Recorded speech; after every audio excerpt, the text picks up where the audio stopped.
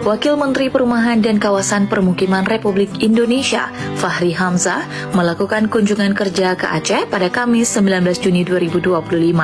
Dalam pertemuan bersama jajaran pemerintah Aceh di ruang potensi daerah kantor Gubernur Aceh, dibahas berbagai persoalan dan peluang dalam pembangunan perumahan dan kawasan permukiman, termasuk usulan renovasi dan pembangunan rumah layak huni bagi masyarakat miskin dan mantan kombatan.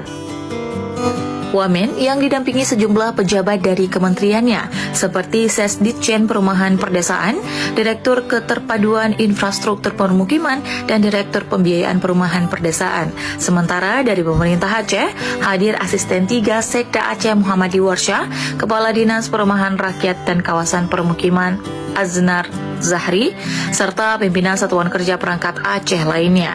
Dalam laporannya, Muhammad Warsha menyebutkan bahwa meski pembangunan rumah bagi korban tsunami telah selesai dengan total 140.000 unit dan dana lebih dari 6,7 miliar US dollar, kebutuhan akan rumah layak huni di Aceh belum berakhir.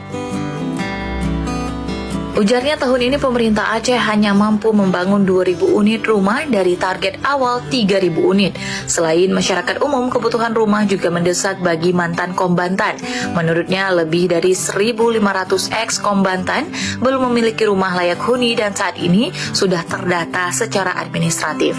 Kepala Dinas Perkim Aceh Aznal Zahri menjelaskan bahwa sejak 2008 hingga 2024, pemerintah Aceh telah membangun 39.685 unit rumah layak huni di seluruh kabupaten kota dengan total anggaran lebih dari 3,1 triliun rupiah.